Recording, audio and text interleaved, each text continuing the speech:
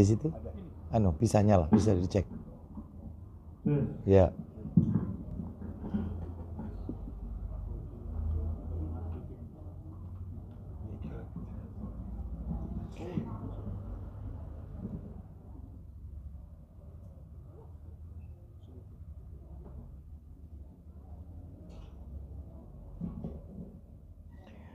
Bismillah. Assalamualaikum warahmatullahi wabarakatuh. Alhamdulillah. Alhamdulillahi hamdan katsiran tayyiban mubarakan fi kama yuhibbu rabbuna wa yarda. Wa ashhadu an la ilaha illallah wahdahu la syarikalah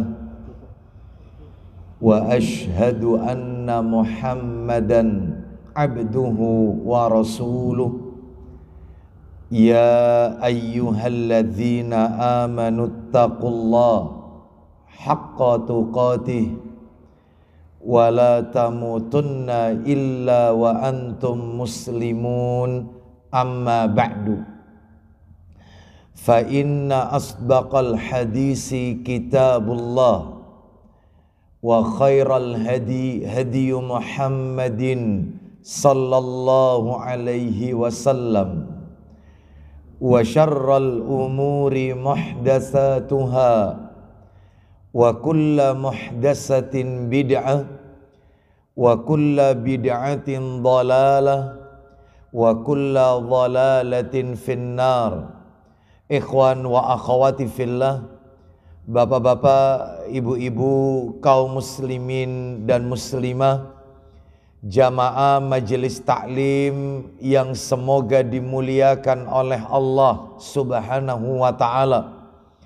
Kepada sahibul bait, semoga Allah Subhanahu wa ta'ala melimpahkan karunia rahmat dan barakah pada keluarga dan usaha beliau. Tidak ada kata yang patut kita ucapkan di pagi hari ini selain rasa syukur kita kepada Allah Subhanahu wa ta'ala atas segala karunia nikmat yang telah Allah berikan kepada kita.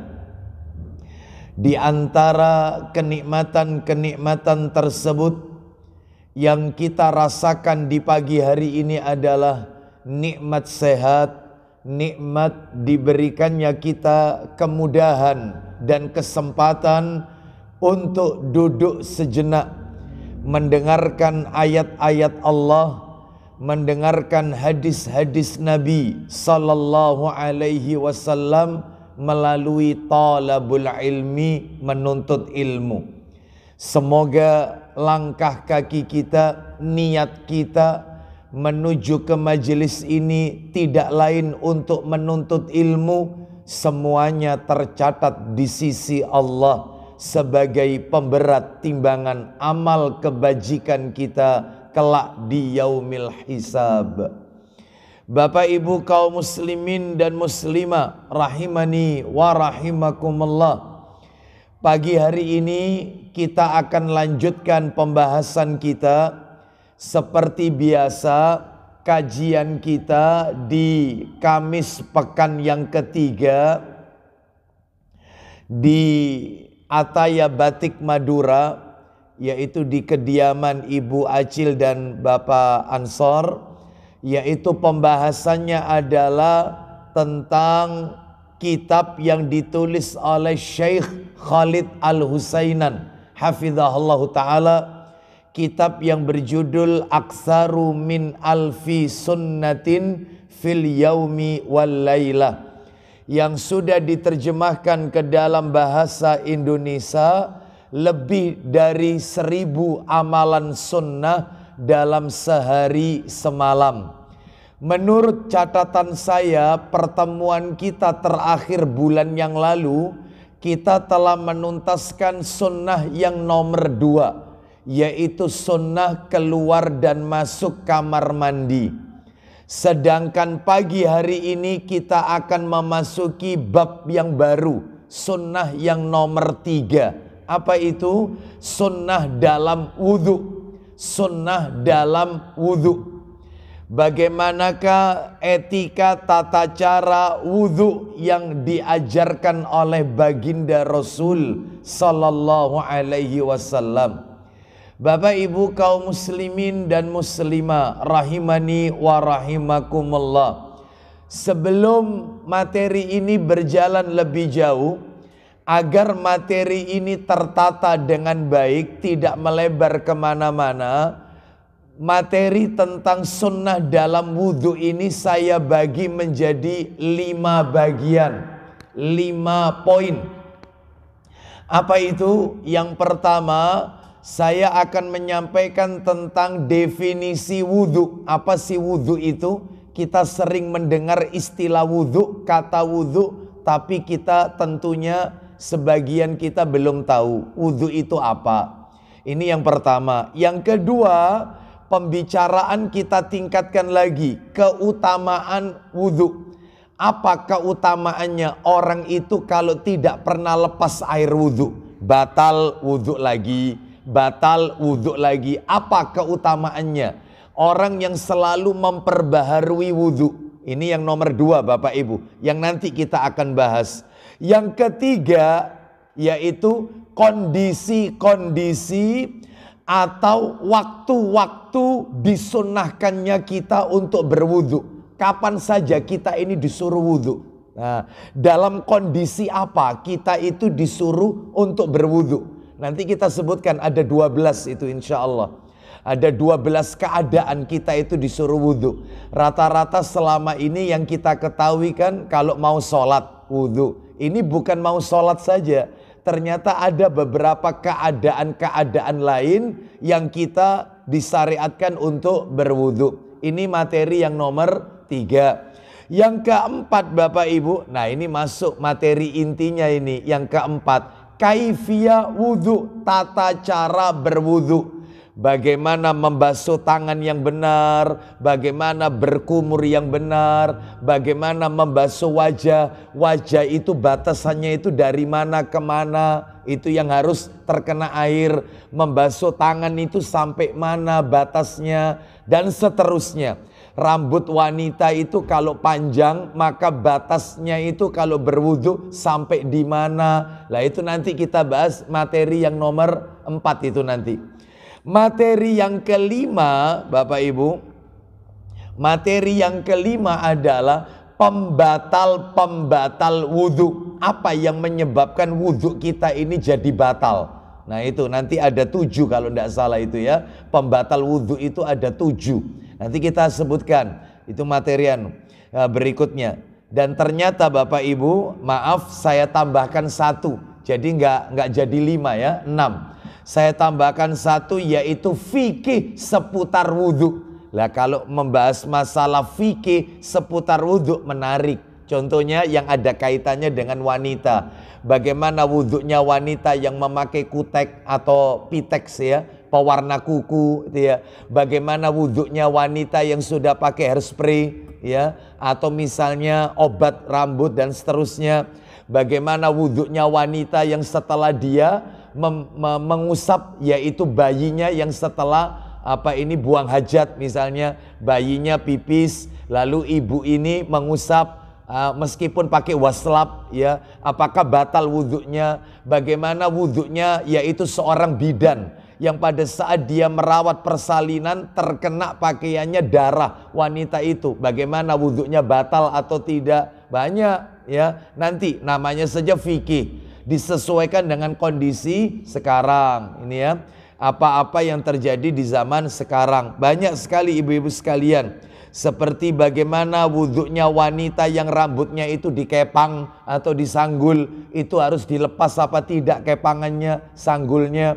Bagaimana wudhunya wanita yang menggunakan gib atau perban ya, orang pakai gib atau perban wudhunya bagaimana, dan seterusnya Ini ya, jadi banyak sekali hal-hal yang perlu kita pelajari ya. Termasuk nanti kita akan bahas masalah fikih ini, bagaimana dengan orang yang suka keputihan, yaitu wudhunya wanita yang keputihan ini batal atau tidak dan seterusnya. Itu nanti masuk masalah fikih Bapak Ibu sekalian.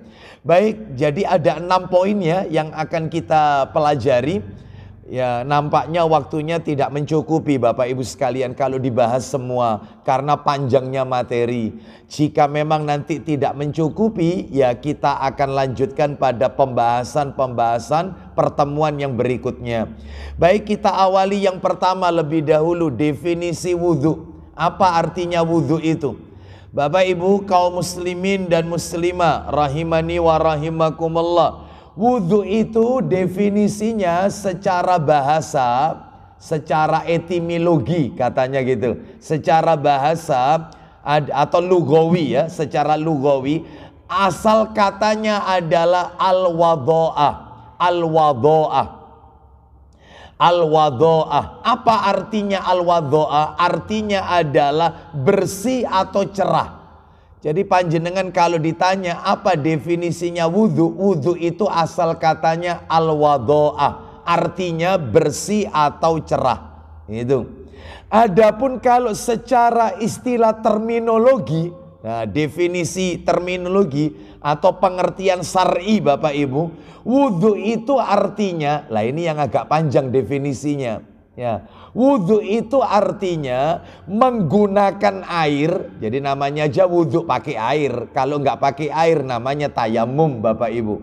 Saya ulang, wudhu itu artinya menggunakan air pada tempat-tempat tertentu. Makanya nggak semua kena air. Enggak, contohnya basuh tangan. Ya tangan itu ya sampai siku. Ya, seperti itu, tidak sampai melebihi siku. Makanya pada tempat-tempat tertentu, saya ulang, menggunakan air pada tempat-tempat tertentu untuk menghilangkan sesuatu, yang menghalangi sahnya sholat. Nah, ya. Jadi itu definisi wudhu yang disebutkan dalam kitab Shahih Fiqih Sunnah. Baik, Bapak Ibu sekalian rahimani wa rahimakumullah. Saya ulang ya, definisi wudhu secara istilah syar'i, terminologi, menggunakan air pada tempat-tempat tertentu, tempat-tempatnya tertentu, untuk menghilangkan sesuatu yang menghalangi sahnya sholat. Menghalangi sahnya sholat ya.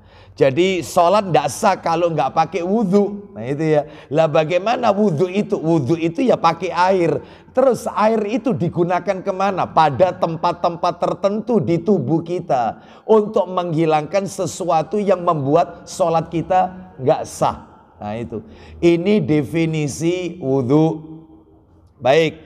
Insya Allah dari definisi ini saya yakin Bapak Ibu sudah punya gambaran. Sudah bisa memahami. Yaitu tentang definisi wudhu. Sekarang kita masuk materi yang nomor 2. Apa tadi Bapak Ibu nomor 2 tadi? Keutamaan wudhu. Apa keutamaannya orang itu kalau suka berwudhu? Batal wudhu lagi. Maaf, buang angin wudhu lagi. Ya, terus begitu. Terus memperbaharui wudhu Bapak Ibu sekalian. Apa keutamaannya? Bapak Ibu sekalian rahimani wa rahimakumullah, keutamaannya banyak. Tapi saya sebutkan cuma 3 saja. Mudah-mudahan 3 ini mewakili. Mudah-mudahan dengan 3 ini panjenengan termotivasi untuk selalu suka berwudu. Ya, sampai-sampai katanya ulama begini Bapak Ibu. Orang itu kalau sudah wudhu dan wudhunya belum batal. Misalnya wudhu untuk salat duhur. Ternyata sampai menjelang asar wudhunya belum batal. Dia tidak tidur terlelap. Dia tidak buang air kecil. Dia tidak buang air besar. Bahkan dia tidak terkena najis. Wudhunya tidak batal. Itu katanya ulama. Mestinya kan boleh dia gunakan untuk sholat asar. Wong wudhunya belum batal. Tetapi sebagian ulama menekankan lebih baik wudhu lagi. Lebih baik perbaharui. Tuh, seperti itu. Padahal maaf, nggak buang angin, nggak kentut, tidak buang air besar, tidak batal wudhunya karena sebab tidur terlelap, tidak makan daging onta karena makan daging onta itu wudhu bisa batal. Ini tidak, ya. Maka ini tidak terkena itu.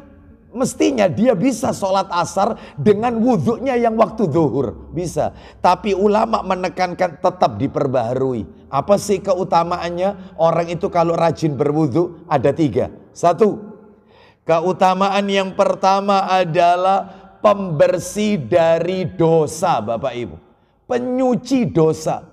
Dosa diampuni oleh Allah. Orang suka wudhu itu dosa-dosanya berguguran.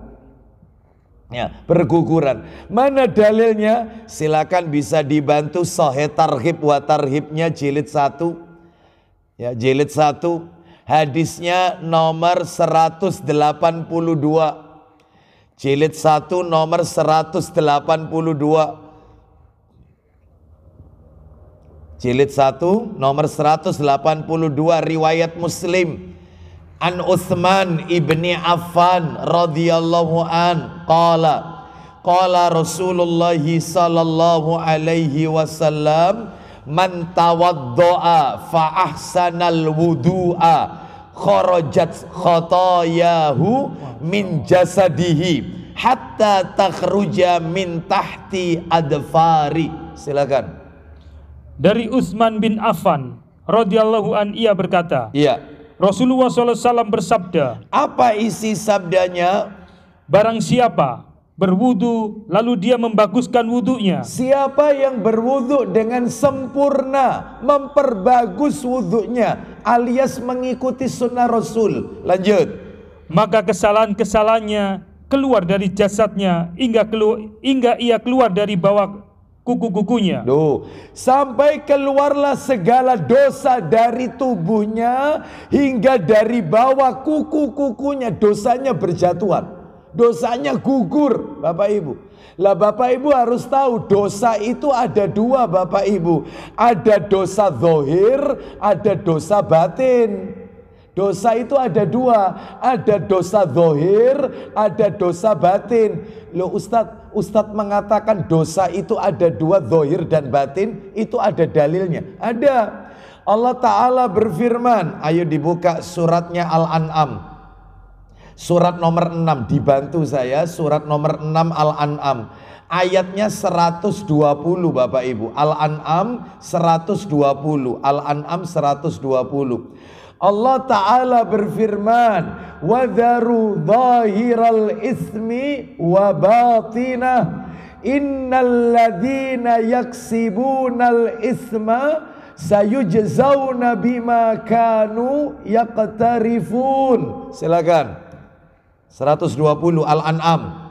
Dan tinggalkanlah dosa yang nampak dan yang tersembunyi. Sebentar, ulang lagi pelan-pelan. Dan tinggalkanlah dosa yang nampak. Maksudnya dosa yang nampak itu dosa zahir dan yang tersembunyi. Loh, dosa batin. Ada dosa zahir, ada dosa batin. Lihat itu teksnya, ayat Qur'annya.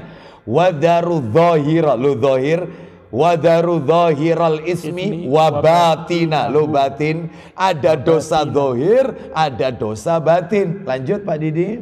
Sesungguhnya orang yang mengerjakan dosa kelak akan diberi pembalasan pada hari kiamat. Baik. Disebabkan apa yang mereka telah kerjakan. Nah, jelas sekali. Maka orang kalau berwudu dosanya berguguran. Dosa apa Ustaz? Ya dosa zahir, ya dosa batin. Sekarang panjenengan pasti tanya, dosa zahir itu bentuknya kayak apa Ustaz? Banyak dosa zahir. Zina, minum khamr, durhaka kepada orang tua, makan riba. Itu dosa zahir semua itu. Zahir itu semuanya. Itu. Lah terus kalau dosa batin apa Ustaz? Namanya saja batin, dosanya hati. Apa itu? Iri dengki sama tetangga, ujub, sombong, tidak tawakal. Nah, itu dosa batin itu semuanya. Itu ya. Semuanya berasal dari hati. Iri itu kan hati, hasad, termasuk sombong itu kan penyakit hati. Ujub tinggi, merasa lebih dari orang lain. maka dosanya diampuni oleh Allah Azza wa Jalla. Baik, makanya diperbarui terus wudhunya. Wudhunya diperbarui. Ya, baik, kita lanjutkan sekarang keutamaan nomor 2. Saya akan janjikan ada 3 keutamaan. Keutamaan orang yang suka memperbarui wudhu yang nomor 2. Nah ini, anggota wudhunya, anggota wudhu. Berarti ya kalau anggota wudhu, ya tangan, wajah, ya kepala kan gitu ya, kaki, itu kan kena air wudhu semua itu. Anggota wudhunya akan bercahaya di hari kiamat. Akan bercahaya. Akan bercahaya. Mana dalilnya? Dalilnya adalah disebutkan dalam kitab Sahih Targhib wa Tarhib, nomor hadisnya ya. Nomor hadisnya disebutkan nomor 177. Sahih Targhib wa Tarhib atau 176 aja, 176, 176. Sahih Targhib wa Tarhib 176. An Abi Hurairah radhiyallahu an. Ini riwayat Bukhari Muslim ini. Qala sami'tu Rasulullah sallallahu alaihi wasallam, inna ummati yud'auna yaumal qiyamah ghurran muhajjalina min asaril wudhu. Tuh jelas sekali. Wa man istata'a minkum an yutila ghurratuhu falyaf'al. Silakan. Ghurratahu falyaf'al. Silakan.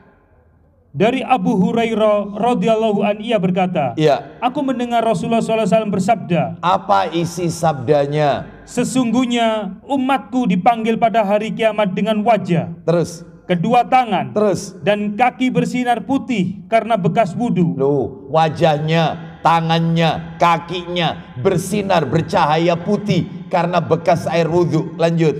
Maka barang siapa di antara kalian yang mampu memanjangkan sinar putih wajahnya, ya, maka hendaknya dia melakukannya. Coba perhatikan kalimat yang Nabi sebutkan Bapak Ibu tadi. Siapa yang ingin memanjangkan sinar putih atau cahayanya, maka kerjakan wudhu. Pertanyaannya sekarang, loh, memang ada manfaatnya tak Ustadz? Orang itu nanti di hari kiamat harus bercahaya. Oh iya, orang itu tidak akan pernah bisa melewati sirat nanti di hari kiamat. Jembatan yang ada di atas neraka, jembatan yang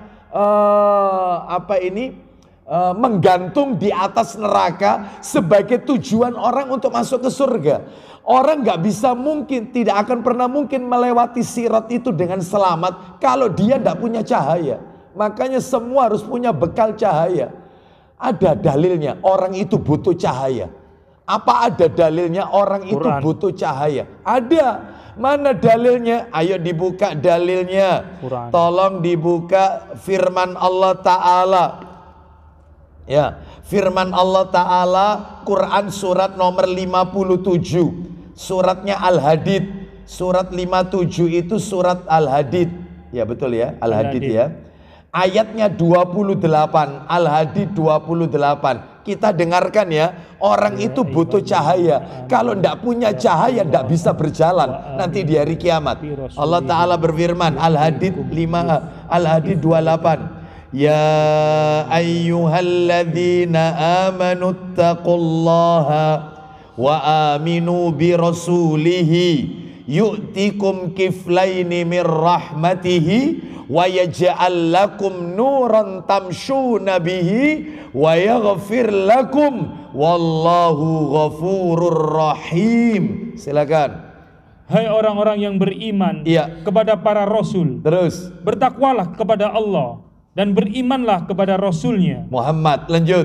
Niscaya Allah memberikan rahmatnya kepadamu 2 bagian. Lah poinnya sekarang, poinnya. Dan menjadikan untukmu cahaya, dengan cahaya itu kamu dapat berjalan dan dia mengampuni kamu. Loh, yang dengan cahaya itu kamu bisa berjalan. Kalau tidak punya cahaya, maka dia nggak akan pernah bisa berjalan. Berjalan di mana? Di sirat. Sirat itu apa? Jembatan yang lebih halus daripada rambut, lebih tajam daripada mata pedang. Loh, seperti itu. Setiap kita lewat situ. Iya, setiap kita pasti lewat situ.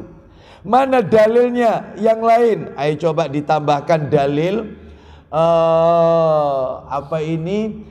Sama suratnya. Suratnya sama. Surat nomor 57 sama. Ayatnya ayat yang ke-12. Surat 57 Al-Hadid sama. Ayat 12 sampai 14. 12 sampai 14. Yauma taral mu'minina wal mu'minati yas'a nuruhum baina aydihim wa bi'aymanihim bushrakumul yauma jannatu tajri min tahtihal anhar khalidina fiha dzalika huwal fawzul azim. Silakan. Yaitu pada hari ketika kamu melihat orang mukmin laki-laki dan perempuan. Bagaimana orang mukmin laki-laki dan mukmin perempuan? Silakan. Sedang cahaya mereka bersinar di hadapan dan di sebelah kanan mereka. Loh, cahaya mereka itu ada di depan dan di sebelah kanan mereka. Bayangkan, ada yang cahayanya ditaruh depan, ada yang ditaruh sebelah kanan. Lanjut, teruskan. Dikatakan kepada mereka. Apa kata para malaikat kepada orang-orang beriman? Silakan. Pada hari ini ada berita gembira untukmu. Terus. Yaitu surga yang mengalir di bawahnya sungai-sungai. Terus. Yang kamu kekal di dalamnya. Terus. Itulah keberuntungan yang besar. Baik. Sekarang kita lihat ayat 13-nya, mengerikan. Orang yang gak dapat cahaya. Kita dengarkan ini, ayat 13-nya. Lanjutannya ya, Al-Hadid 13. Yauma yaqulul munafiquna wal munafiqatu lilladzina amanu dzuruna naqtabis min nurikum qila irji'u wara'akum faltamisu nura fadhuriba bainahum bisurin lahu bab batinuhu fihi rahmah wa dhahiruhu min qibalihil adzab. Silakan. Pada hari ketika orang-orang munafik laki-laki dan perempuan berkata, munafik laki-laki dan munafik perempuan, apa kata mereka Pak Didi? Berkata kepada orang-orang yang beriman, ya, tunggulah kami, terus, supaya kami dapat mengambil sebagian dari cahayamu. Penting punya cahaya itu. Sampai orang munafik minta cahaya kepada orang beriman. Lanjut, teruskan. Dikatakan kepada mereka, apa itu? Kembalilah kamu ke belakang. Terus. Dan carilah sendiri cahaya untukmu. Loh, seperti itu. Cari sendiri. Lanjut, teruskan. Lalu diadakan di antara mereka dinding yang mempunyai pintu. Baik, di dalam pintu itu ada apa Pak Didi? Di sebelah dalamnya ada rahmat. Maksudnya surga. Yang di luar pintu. Dan di sebelah luarnya dari situ ada siksa. Yaitu neraka. Ini menunjukkan kepada kita bahwasannya pentingnya kita memiliki cahaya. Sehingga kalau Bapak Ibu bertanya, Ustadz, supaya nanti di akhirat kita itu punya cahaya, amalannya apa? Tadi sudah kita bahas. Salah satunya suka memperbaharui wudhu supaya punya cahaya. Terus apa lagi Ustadz? Supaya kita itu bercahaya nanti di hari kiamat. Banyak di antaranya. Nih saya tunjukkan. Terutama ibu-ibu, tolong dicatat ya. Diingat-ingat ini. Supaya punya cahaya nanti di hari kiamat. Yaitu yang berikutnya amalannya selain memperbarui wudhu adalah jangan mencabut uban. Jangan suka mencabut rambut putih. Jangan, karena punya rambut putih itu cahaya nanti di hari kiamat. Oh itu ya. Makanya kalau sudah rambutnya jenggotnya putih, biarkan. Ya. Mana dalilnya Abu Dawud? Saya nggak bawa Abu Dawudnya, yang download aja. Ya. Abu Dawud nomor 4202. Abu Dawud nomor 4202. Ya. 4202. Ya, silakan dibaca. Dari Ibnu Amr radhiyallahu anhu, dia berkata, ya silakan. Rasulullah SAW bersabda. Apa isi sabdanya? Janganlah mencabuti uban kalian. Loh, nggak boleh mencabut uban, nggak boleh. Terus lanjut. Karena tidaklah seorang muslim yang rambutnya beruban, ya, kecuali uban tersebut akan menjadi cahayanya pada hari kiamat. Loh, uban itu bisa mendatangkan cahaya, nanti dia tambah banyak rambut putihnya, tambah bagus cahayanya nanti di hari kiamat. Untung rambut putih. Meskipun kelihatan tua nggak apa-apa. Ya, itu. Terus lanjut, silakan. Dalam sebuah riwayat disebutkan, Bagaimana punya rambut putih itu? Satu rambut putih bagaimana? kecuali Allah akan mencatatnya sebagai satu kebaikan dan menghapus satu kejelekannya. Punya satu rambut putih, diberi satu pahala, dihapus satu dosa. Tambah banyak rambut putihnya, tambah banyak pahalanya. Ya. Lah sekarang tidak, malah nyuruh anaknya 1.500. Ya. Ayo cabutan situ 500. Ya jangan, ya. Itu bekal kita untuk mendapatkan cahaya. Memang tidak enak, tidak nyaman punya rambut putih gatal, nggak nyaman, kelihatan tua. Kalau bapak ibu kepingin agar tidak tampil tua, apalagi wanita ya, kan dia harus tampil cantik di hadapan suaminya, sedangkan rambutnya sudah beruban, diberi anu aja pacar henna atau katam, itu boleh senyawa dengan air. Yang nggak boleh itu semir, nggak boleh di bleaching, disemir ya, pakai zat-zat kimia yang akibatnya air wudhu nggak senyawa nanti, sehingga dia nanti nggak disebut orang yang berwudhu karena airnya tidak masuk ke pori-pori kepala. Makanya pakai pacar aja, memang nggak kayak semir. Pacar itu paling nggak sampai 1 bulan atau 1 bulan lebih dikit, pudar ya dipacar lagi. Abu Bakar aja jenggotnya warnanya kekuningan, warna kunyit. Karena diberi pewarna jenggotnya, nggak apa-apa. Makanya panjenengan kalau ke Arab Saudi umroh atau haji kan macam-macam mereka. Ada yang jenggotnya merah, coklat, rambutnya nggak apa-apa, itu dikasih pacar, boleh ya, boleh. Yang penting jangan dicabut, dan yang penting lagi jangan diwarnai seperti rambut asal, disemir hitam, maka tidak akan mendapatkan bau wanginya surga. Ancamannya itu nggak boleh ya. Baik, sekarang kita lanjutkan materi kita, kembali ke materi tentang keutamaan wudhu. Yang nomor 3 sekarang. Oh maaf, sebelum nomor 3, tak tunjukkan amalan yang lain lagi. Saya tambahkan satu lagi amalannya, supaya kita dapat cahaya di hari kiamat. Selain wudhu sama punya rambut putih. Apa itu yang ketiga? Sering-seringlah kalau pergi ke masjid baca doa. Doanya apa? Begini doanya. Riwayat Muslim, saya yakin panjenengan sudah pada hafal. Doanya begini. Allahumma ja'al fi qalbi nuran, wa fi basari nuran, wa fi sam'i nuran, wa an yamini nuran, wa an yasari nuran, wa fauqi nuran, wa tahti nuran, wa amami nuran, wa khalfi nuran, wa adimli nuran. Ya Allah, jadikan hatiku bercahaya, penglihatanku bercahaya, pendengaranku bercahaya, kanan kiriku cahaya, atas bawahku cahaya, depan belakangku cahaya, dan besarkanlah cahaya itu untukku ya Allah. Itu doa kalau mau ke masjid, dihafalkan supaya kita bisa mendapatkan cahaya. Ayo bulan depan tak tes satu persatu ya doanya. Ya tidak ada yang datang Ustadz, nggak apa-apa. Saya sama Pak Ansor aja nanti, udah nggak apa-apa ya.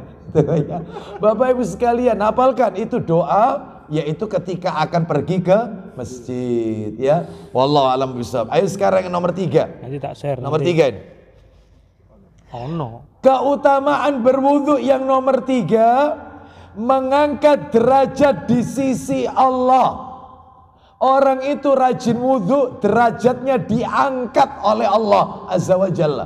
Oh Masya Allah. Loh memangnya Ustadz, surga itu ada levelnya tak Ustadz? Ada derajatnya? Ada. Nanti tak tunjukkan level-levelnya. Baik, sekarang kita dengarkan dulu dalilnya. Orang itu kalau rajin berwudhu diangkat derajatnya. Coba dibuka Sahih Targhib wa Tarhib. Nomor hadisnya 192. Sahih Targhib wa Tarhib nomornya 192. Ya. An Abi Hurairah radhiyallahu anhu qala Rasulullah sallallahu alaihi wasallam, ala adullukum ala ma yamhullahu bihil khataya wa yarfa'u bihi darajat. Silakan. 192. Iya, 192. Ayo. Dari Abu Hurairah radhiyallahu an bahwa Rasulullah SAW bersabda, Isi sabdanya, maukah kalian untuk aku tunjukkan sesuatu yang dengannya Allah menghapus kesalahan-kesalahan dan mengangkat derajat? Loh, bayangkan, maukah kalian aku tunjukkan satu amalan yang kalau kalian ajarkan, yang kalian lakukan, maka dosa-dosa kalian akan dihapus oleh Allah dan akan diangkat derajatnya oleh Allah. Loh, apa itu amalannya? Ternyata amalannya ada 3 kata Nabi. Amalan penghapus dosa dan mengangkat derajat. Qalu bala ya Rasulullah. Silakan Pak Didik, kata para sahabat. Mereka menjawab, Ya. tentu wahai Rasulullah. Tentu kami mau wahai Rasulullah. Apa amalannya itu? Kata Nabi, 1. Isbaghul wudu'i alal makari. 2. Wa kasratul khata. Wa kasratul khuta ilal masajid. 3. Wantidarus salati ba'das salat. Silakan. Beliau bersabda, Ya. menyempurnakan wudhu dalam keadaan yang dibenci seperti sangat dingin. Stop. Yang pertama amalannya mengangkat derajat, menghapus dosa, berwudhu pada saat kondisi yang dibenci. Contoh, berwudhu di musim dingin. Atau misalnya berwudhu saat kita sakit. Dokter sudah ngasih warning, memberikan peringatan, Bapak tolong ya, jangan banyak gerak dulu, Ibu jangan banyak gerak dulu, karena ini masa penyembuhan. Tolong nanti kalau sholat sambil tiduran aja, kalau nanti wudhu tayamum aja. Khawatirnya nanti kalau banyak gerak maka nanti tidak sembuh-sembuh. Tapi dia tetap nekat, gak iso, wong air ada kok, ya. Jadi dia tidak nurut, tetap wudhu, ya. Dia merasa enggak, insya Allah enggak apa-apa, insya Allah enggak apa-apa. Wong juga enggak jauh kok, kamar mandi dekat. Maka dia tetap wudhu, berwudhu di saat yang sulit. Ya ini maksudnya, bisa menghapus dosa, ngangkat derajat. Atau wudhu di musim dingin. Misalnya kita ke suatu negara, ya, misalnya Palestina. Palestina itu kalau musim dingin, ya minus sudah, ya seperti itu. Ke Eropa musim dingin, dia tetap menggunakan air. Padahal kalau tayamum boleh sebenarnya, karena memang kondisinya tidak memungkinkan. Tapi dia tetap pakai air.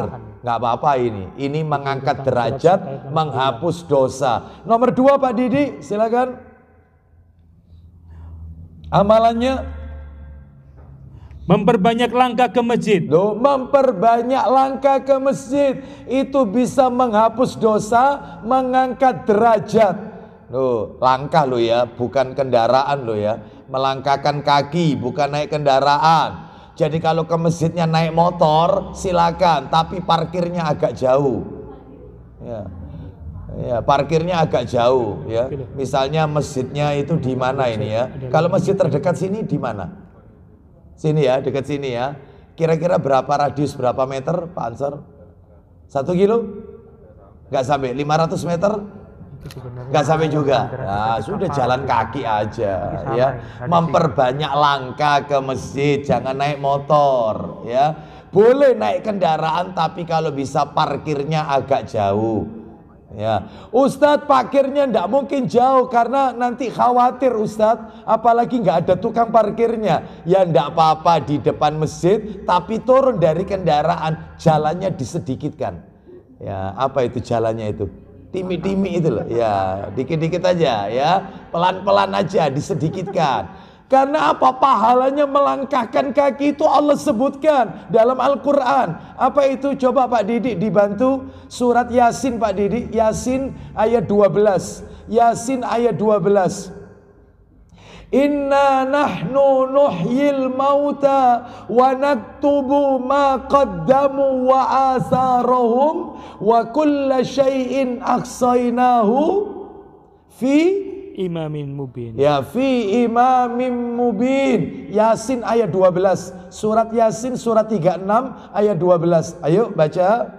Sesungguhnya kami menghidupkan orang-orang mati dan kami menuliskan apa yang telah mereka kerjakan dan bekas-bekas yang mereka tinggalkan. Ini yang perlu digarisbawahi. Kami mencatat bekas-bekas yang telah mereka tinggalkan. Apa itu maksudnya bekas-bekas? Langkah kaki manusia yang digunakan saat di dunia menuju ke tempat-tempat yang Allah ridhoi, ke masjid, majelis taklim, dan seterusnya. Lanjut, terakhir penutup ayatnya. Dan segala sesuatu kami kumpulkan dalam kitab induk yang nyata, Lauh Mahfuz. Nah ya, yaitu Lauhul Mahfuz. Sekarang yang terakhir Pak Didi, lanjutannya hadis tadi.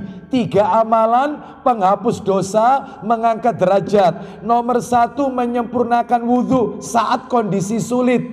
Nomor 2, memperbanyak langkah ke masjid. Nomor 3 Pak Didi, dan menunggu sholat sesudah sholat. loh itu, menunggu sholat sesudah sholat. Contohnya, terutama sholat-sholat yang waktunya pendek, maghrib dengan isya. Menunggu sholat isya sesudah sholat maghrib. Jadi dia tidak pulang, setelah maghriban itu nggak pulang, tetap di masjid. Itu ya, nunggu sholat isya, menunggu sholat isya setelah sholat maghrib. Atau misalnya di masjid ada taklim kajian ba'da asar, Anda sholat asarnya di masjid aja, sholat asarnya. Terus kemudian ikut kajian taklim sampai kajiannya berakhir maghrib, Anda ikut sholat maghrib di masjid itu. Yaitu yang namanya menunggu sholat setelah sholat, menunggu sholat maghrib setelah sholat asar, begitu seterusnya. Loh Ustadz, lah kalau misalnya saya subuhan di masjid, sholat subuh di masjid, menunggu suruk Ustadz, saya zikir pagi petang baca Quran, lalu sholat 2 rakaat di masjid itu juga, apa masuk kategori ini? Enggak, karena sholat isyraq itu hukumnya sunnah. Yang dimaksud di sini adalah 2 waktu sholat fardu. 2 waktu sholat fardu, menunggu sholat setelah sholat. 2 waktu sholat fardu, terutama yang waktunya berdekatan, biasanya ya maghrib isya biasanya. Makanya kalau sudah maghrib, sholat maghrib di masjid, kalau bisa jangan pulang. Kalau nggak ada kepentingan, mending di masjid, yaitu baca Quran. Jangan ngerasani ustadz, nggak usah. Sambil nunggu waktu sholat ngerasani ustadznya. Ya, seperti itu ya. Yang diobrolkan kalau lelaki ya biasanya poligami kan gitu ya. Nggak usah ya, zikir aja baca Quran. Ya. Langsung praktek. Baik, kita lanjutkan sekarang masuk materi nomor 3. Ini yang agak panjang. Masih ingat Bapak Ibu materi nomor 3 yang akan kita bahas dari sunnah dalam wudhu ini apa? Iya betul, kondisi. Kondisi atau waktu disunahkannya kita berwudhu. Totalnya ada 13 yang benar. 13 totalnya. Tadi kan 12, ternyata 13. Kondisi apa? 13. Kondisi atau waktu disunnahkannya untuk berwudu. Ada 13. 1, ketika mau pergi ke masjid. Iya, kalau bisa wudunya mulai dari rumah, kalau ke masjid. Loh Ustadz, lah kalau di tengah jalan batal, ya nanti wudunya di masjid aja, jangan pulang lagi. Nggak kelar-kelar ini nanti ya. Jadi kalau bisa wudhunya di rumah. Jadi berangkat dari rumah itu sudah dalam keadaan suci. Mana dalilnya? Ayo dibuka dalilnya. Sahih Muslim. Yaitu nomornya 627. Muslim 627. Sahih Muslim 627. An Abi Hurairah radhiyallahu an qala Rasulullah sallallahu alaihi wasallam man tatahhara fi baitihi thumma masya ila baitin min buyutillahi liyaqdi faridatan min faraidillah. Silakan. Dari Abu Hurairah radhiyallahu an, ia berkata, silakan. Rasulullah SAW bersabda, isi sabdanya, siapa yang berwudu di rumahnya, wudunya di rumah, lanjut. Kemudian dia pergi ke masjid menunaikan sholat wajib. Pergi ke masjid tapi sudah wudu duluan di rumah, lanjut.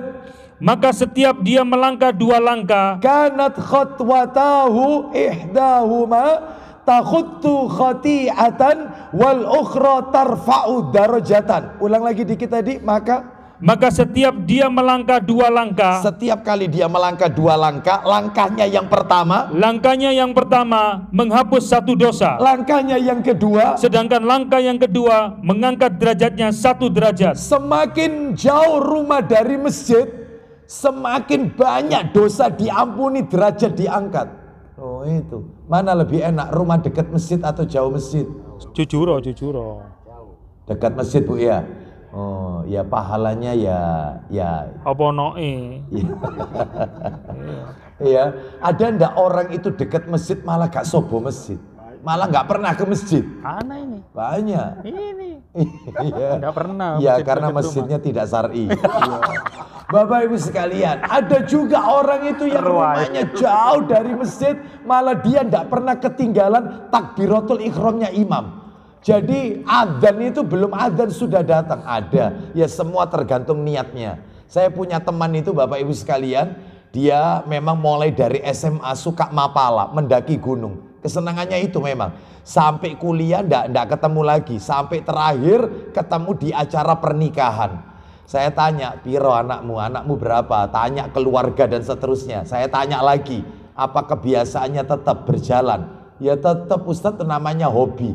Ustadz sebutkan gunung-gunung di Indonesia ini, semua sudah saya injak dengan kaki saya. Wah, Masya Allah. Istimewa ini ya. Subhanallah. Gunung apa saja sudah diinjak dengan mendaki, soalnya senangnya. Satu saat qadarullah, saya diundang kajian di dekat rumahnya, kajiannya ba'da subuh. Ternyata dia tidak kelihatan. Saya tanya sama takmirnya, panjenengan kenal sama namanya si Fulan? Loh ya kenal Pak Ustadz. Loh Pak Ustadz kok kenal? Koncoku biyen SMA itu, teman saya. Mana rumahnya? Loh itu Ustadz, pagar putih itu Ustadz. Saya datang wong jam 6 selesai suruk kan, selesai kajian saya datangi. Saya bel rumahnya. Assalamualaikum.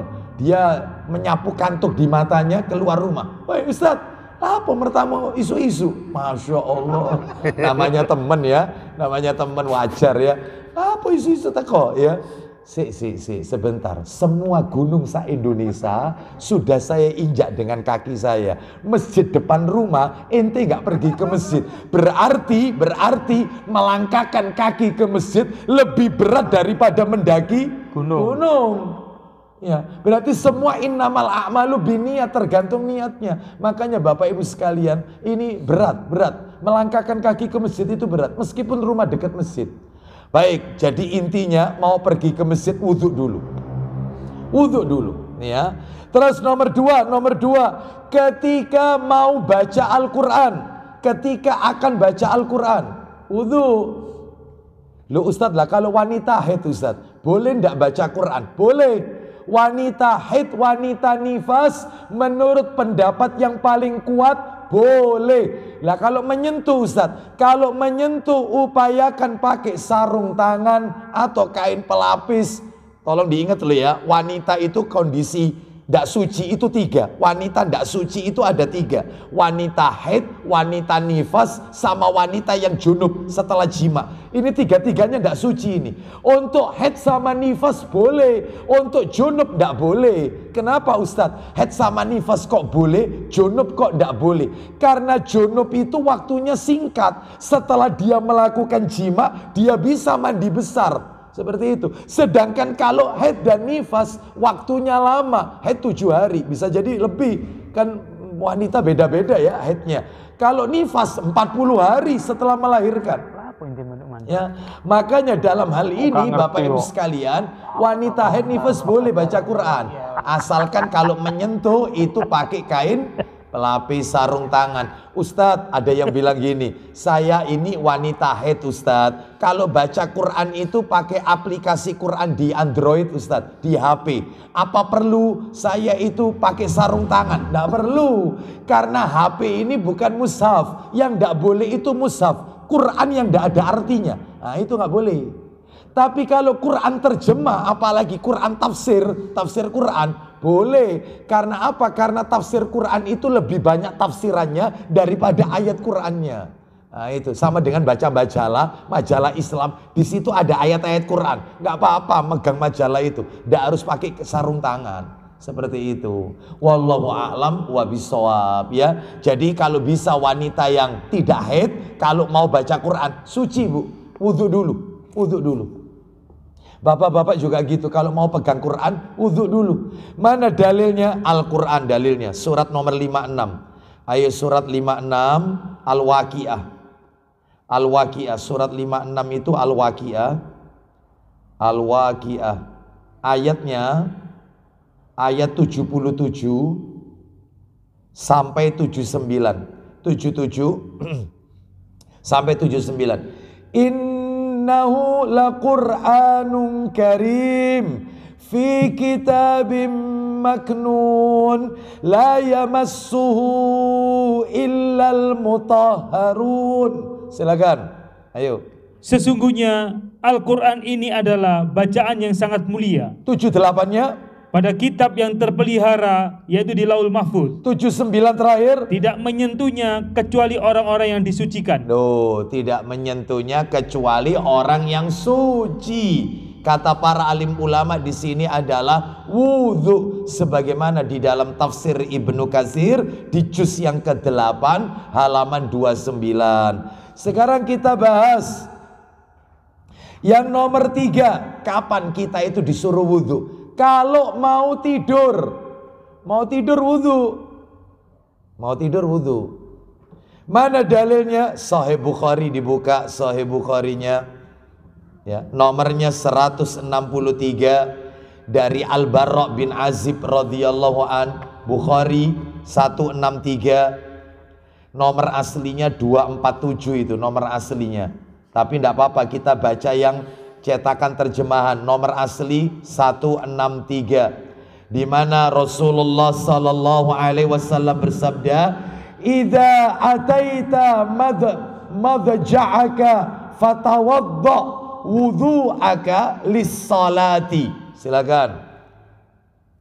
Dari Bara' bin Azib radhiyallahu an mengatakan, iya, bahwa Nabi SAW bersabda, isinya, apabila engkau hendak tidur, berwudulah lebih dahulu seperti wudu untuk sholat. Stop, sampai di situ aja dalilnya.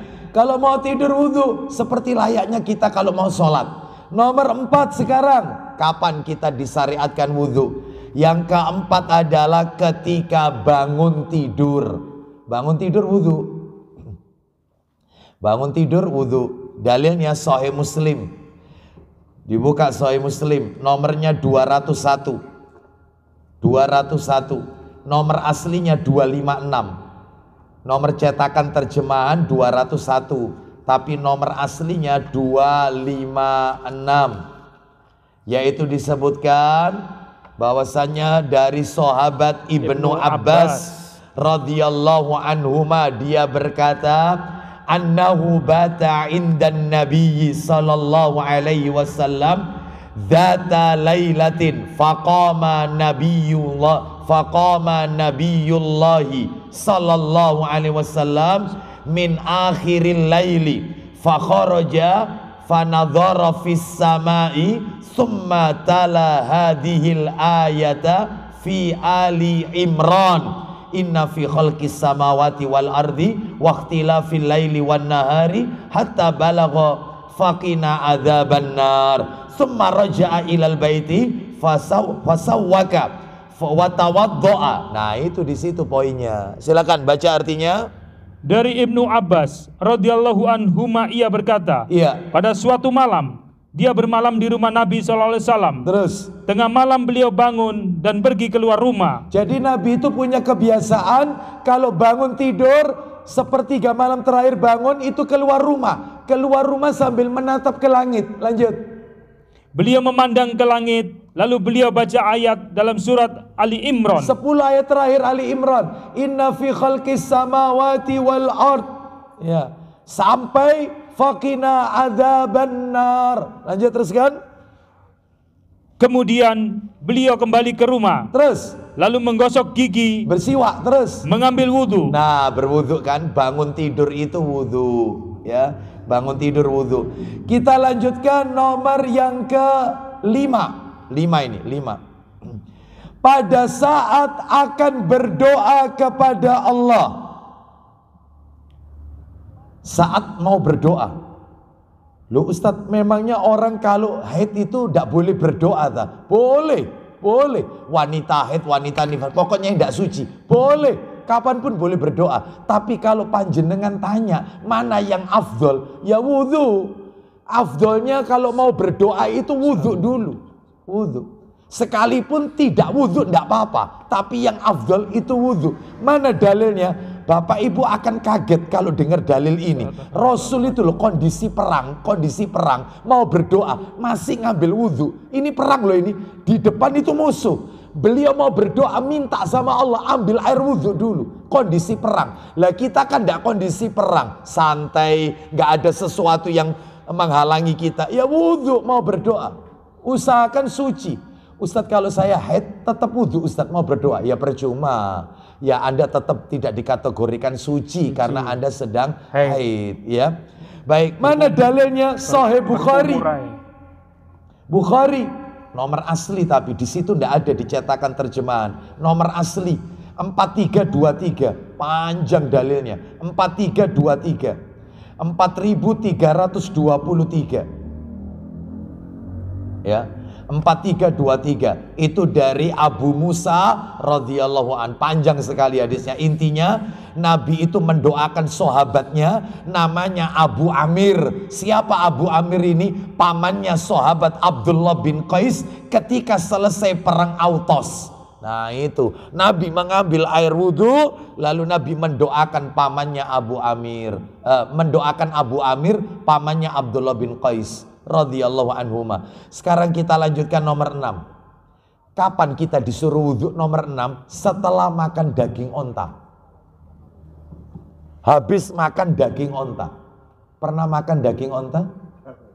Tidak pernah ya? Kita kalau umroh itu di hotel salah satu menunya biasanya pakai daging onta.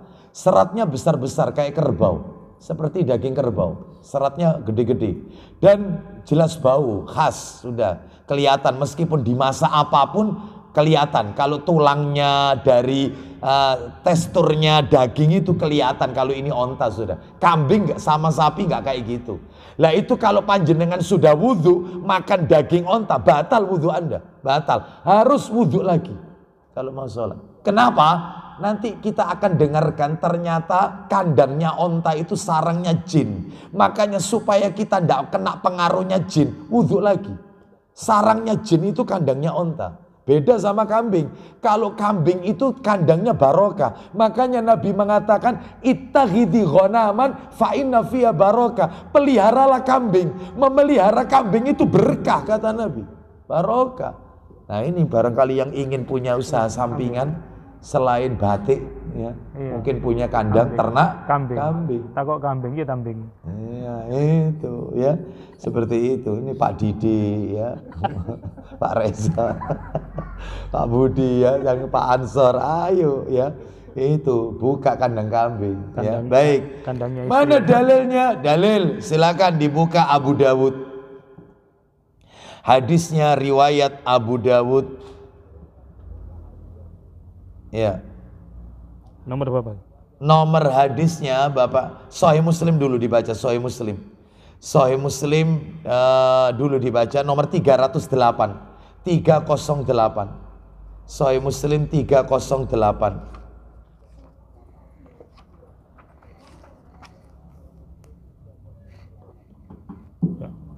Dari Jabir bin Samurah. Ya, silakan. Dari Jabir bin Samurah radhiyallahu an, ia berkata, ya, wajibkah aku wudhu sesudah makan daging kambing? Ya.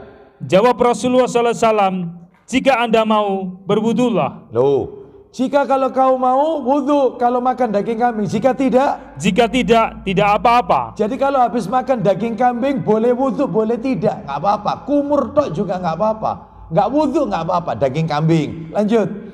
Tanyanya, wajibkah aku wudhu sesudah makan daging onta? Daging onta, terus? Jawabnya, ya. Ya, harus. Ya, lanjut. Berwudhulah sesudah makan daging onta. Baik. Coba dibuka yang Abu Dawud lebih lengkap. Abu Dawud nomornya 184. Abu Dawud 184. Abu Dawud nomor 184.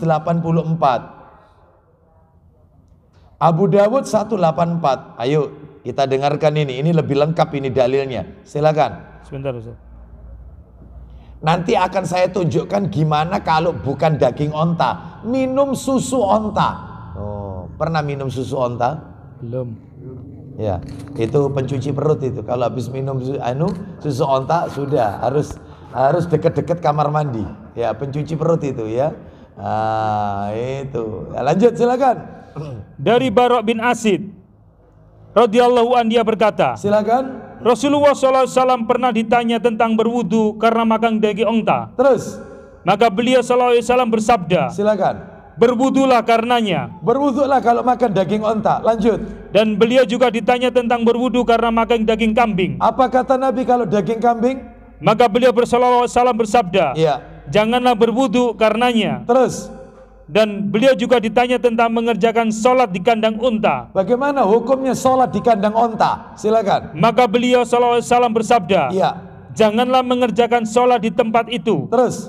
karenanya termasuk tempat syaitan. Duh, tempatnya jin, tempatnya syaitan. Terus lanjut. Dan beliau juga ditanya tentang mengerjakan sholat di kandang kambing. Bagaimana sholat di kandang kambing? Silakan. Maka beliau bersabda, Kenapa itu? sholatlah di dalamnya, Kenapa? karena tempat itu mengandung barokah. Duh, pernah nyoba sholat di kandang kambing?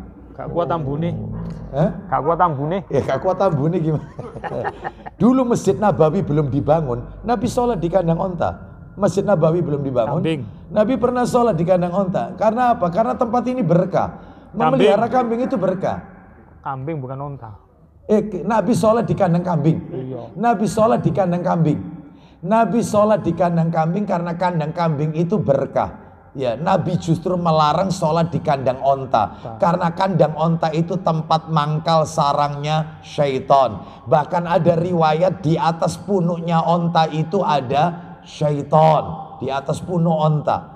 Makanya kalau habis makan daging onta, wudhulah. Sekarang pertanyaannya, kalau susu onta bagaimana? Maka Nabi bersabda, riwayat Imam Ahmad, tawaddu'u min albanil ibil. Berwudhulah kalian dari susu onta.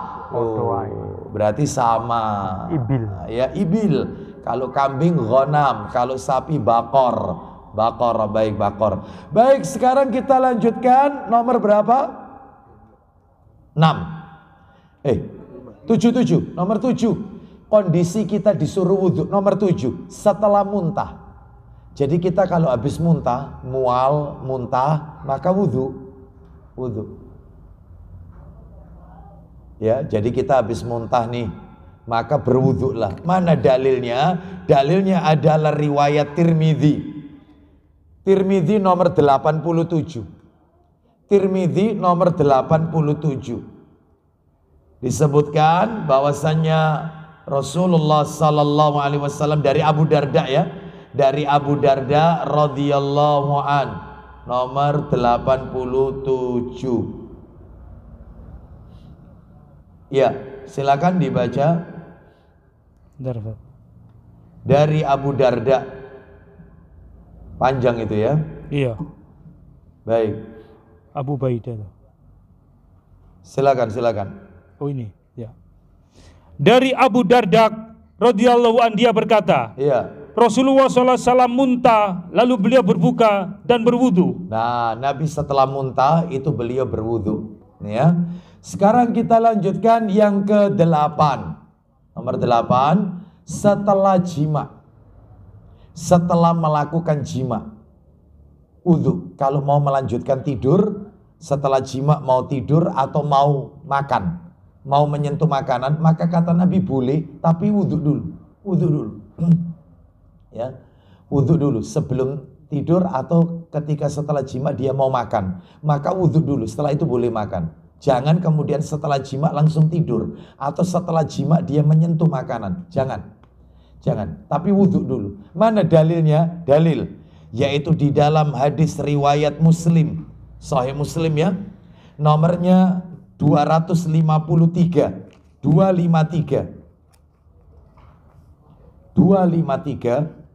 dan 254. Muslim 253 dan 254. Silakan. Dari Aisyah radhiyallahu anhuma, ia berkata, Iya. apabila Rasulullah SAW hendak tidur, Iya. padahal beliau junub, Ya. maka beliau wudhu lebih dahulu seperti wudhu sholat. Nah, padahal Nabi dalam kondisi junub ini dengan Aisyah, Nabi wudhu dulu kalau mau tidur. Lanjut. 254. 254 sekarang. Dari Aisyah radhiyallahu anhuma ia berkata, Iya. apabila Rasulullah SAW sedang dalam keadaan junub, Iya. padahal beliau ingin makan atau tidur, Nah, padahal beliau ingin makan atau tidur, maka beliau wudhu lebih dahulu seperti wudhu sholat. nah, seperti itu. Seperti wudhu kalau mau sholat. Sekarang kita lanjutkan, yaitu yang poin nomor 9. Betul nomor 9? Ya, 9 ya. Yang ke-9, maaf, saya sebutkan ya, jika ingin mengulangi jima. Jika ingin mengulangi jima. Yang kedua kalinya, wudhu dulu. Nabi pernah semalam mendatangi istri-istrinya, itu istri pertama didatangi setelah dijima wudhu. Lalu kemudian mendatangi istri berikutnya wudhu. Istri berikutnya wudhu. Terakhir mandi. Jadi mandinya sekali, tapi wudhunya berkali-kali. Nah, ini perlu juga sunnah Nabi yang ditumbuh suburkan. Ulangi apa bojone situ, Ustaz? Ya. Makanya itu apa? Sunnah Nabi yang mulai punah. Ya. Kita lanjutkan. Dalilnya mana? Sahih Muslim nomornya 257. Muslim 257. Silakan. Nabi sallallahu alaihi wasallam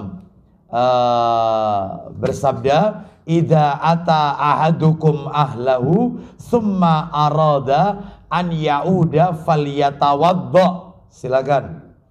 Dari Abu Sa'id Al-Khudri radhiyallahu an ia berkata, Iya. Rasulullah SAW bersabda, Isinya, apabila kamu bersenggama, kemudian ingin hendak mengulanginya kembali, maka hendaklah wudhu lebih dahulu. nah, wudhu lebih dahulu ya.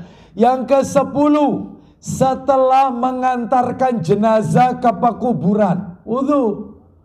Jadi bapak-bapak terutama ya, yang ngantarkan mayit ke pekuburan, maka kembalinya itu wudhu. Ya, wudhu dulu. Kembali setelah ngantarkan jenazah. Tapi kalau nggak ngantarkan jenazah, ikut mandikan mayit, maka mandi, bukan wudhu. Jadi kalau kita habis mandikan jenazah, mandi kita, ya itu. Tapi kalau kita ndak ikut mandikan, cuman ikut nyolati sama ngantarkan ke pekuburan, maka kembalinya itu wudhu. Mana dalilnya? Dalilnya hadis Tirmidzi, nomornya 993, Tirmidzi 993. Riwayat Tirmidzi 993. Nabi sallallahu alaihi wasallam bersabda, ya silakan. Dari Abu Hurairah radhiyallahu an secara mauquf. Silakan. 993. Ya. Ya. 993. Dari Abu Hurairah radhiyallahu an dari Nabi sallallahu alaihi wasallam beliau bersabda, silakan. Setelah memandikannya, maka ia harus mandi. Loh, terus. Dan setelah membawanya, maka ia harus wudhu. Nah, stop sampai di situ. Habis memandikan mayit, ya mandi. Habis mengantarkan mayit, itu berwudhu. Yang ke-11 sekarang. 11. Pada saat menjenguk orang sakit. Menjenguk orang sakit. Ini sunnah, ini menjenguk orang sakit. Jadi berangkatnya itu wudhu dulu. Berangkat itu wudhu. Kalau mau besuk, mau jenguk orang sakit. Mana dalilnya? Buka Sahih Targhib wa Tarhib jilid 6. Jilid 6, nomornya 3474. 3474. Sahih Targhib wa Tarhib 3474. Silakan.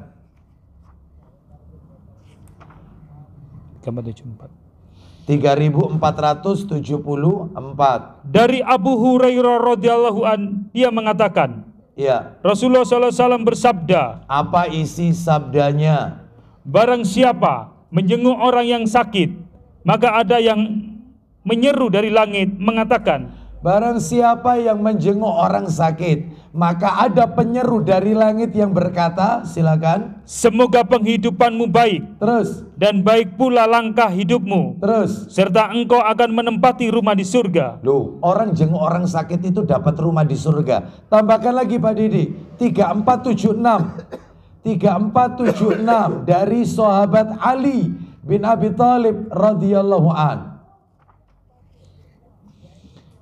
Dari Ali radhiyallahu an, dia mengatakan, Ya, aku pernah mendengar Rasulullah SAW bersabda, ya. tidak ada seorang muslim pun yang menjenguk muslim yang lain pada waktu pagi, Terus, kecuali dia akan didoakan oleh 70.000 malaikat sampai dia memasuki waktu sore. didoakan 70.000 malaikat. Doa ampunan mulai pagi sampai sore.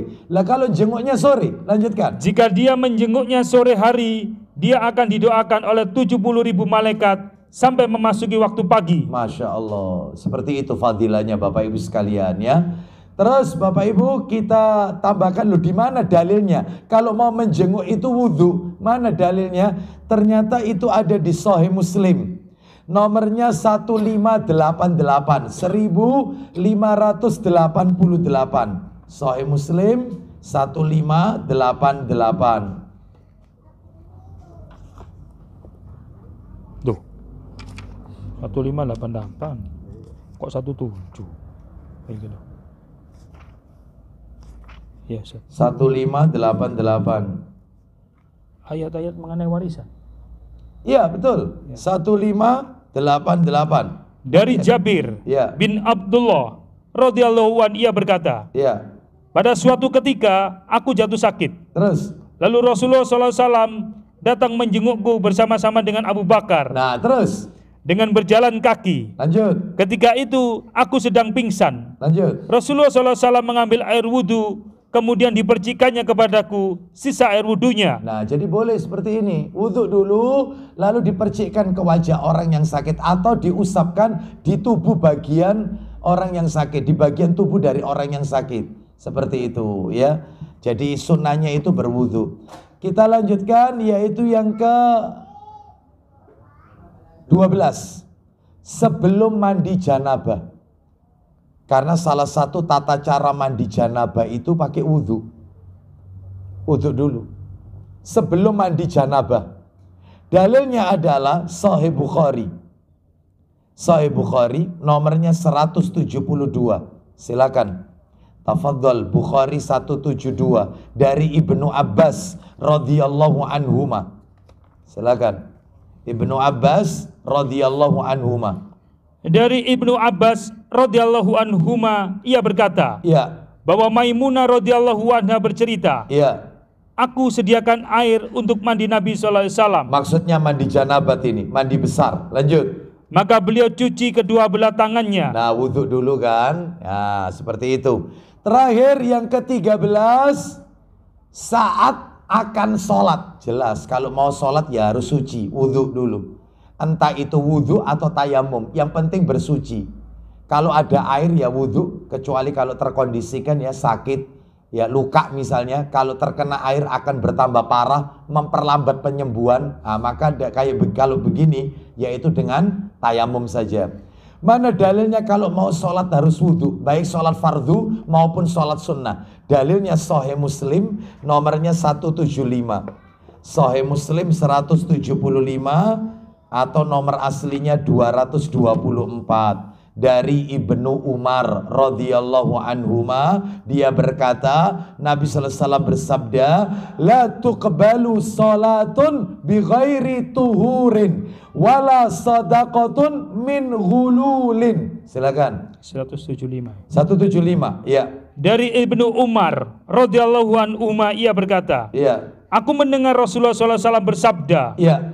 tidak diterima salat seseorang tanpa bersuci. Tidak diterima sholat seseorang tanpa bersuci. Bersucinya baik itu wudhu atau tayamum. Berikutnya, Lanjut. dan tidak diterima. Dan tidak diterima sedekah yang berasal dari kejahatan. Contohnya apa? Seperti mencuri, Mencuri tapi disodakokan. Jadi pencucian uang. Lanjut teruskan. menipu, Menipu. menggelapkan atau korupsi, Terus. merampok, Terus. judi dan sebagainya. Nah, itu nggak diterima semua itu. Ya, sodako dari hasil judi, sodako dari hasil bunga riba. Nah, ini uang riba, ini nggak boleh. Ya, termasuk kalau kita lihat di dalam dunia perfilman seperti yang dilakukan kalau film itu Robin Hood. Nah, dia mencuri hartanya orang-orang kaya lalu disodakokan ke orang miskin. Ya tetap nggak diterima. Termasuk kalau dunia perwalian, film Wali Songo, Sunan Kalijaga, itu kan gitu ceritanya, katanya mencuri hartanya orang-orang kaya lalu dibagikan ke rakyat jelata yang miskin. Ya tetap nggak diterima karena caranya tetap meskipun tujuannya baik, ya caranya salah, yaitu dengan mencuri. Wallahu a'lam bishawab. Ya, demikian apa yang bisa kami sampaikan. Semoga sedikit menjadi tambahan ilmu yang bermanfaat. Materi kita tinggal tersisa yaitu 3 poin ya, tentang tata cara wudhu. Insya Allah kita akan sampaikan karena panjang ini, kurang lebih ada 19 poin tentang tata cara wudhu. Bagaimana wudhu yang benar yang diajarkan Nabi SAW. Baik, sebelum kita tutup dengan doa kafaratul majelis, barangkali ada yang mau bertanya, kami persilakan. Mungkin di kolom chat ini, YouTube, Instagram ada? Nggak ada ya? Mungkin yang hadir barangkali ada yang tanya, kalau tidak ada saya tutup. Tidak ada ya? Baik, kita tutup dengan kafaratul majelis. Mudah-mudahan ilmunya diberkahi oleh Allah Azza wa Jalla. Kita akhiri wassallallahu ala nabiyyina wa ala alihi washabihi wasallam. Subhanakallahumma wa bihamdika asyhadu an la ilaha illa anta astaghfiruka wa atubu ilaik. Wa akhiru da'wana anil hamdulillahi rabbil alamin. Assalamualaikum warahmatullahi wabarakatuh.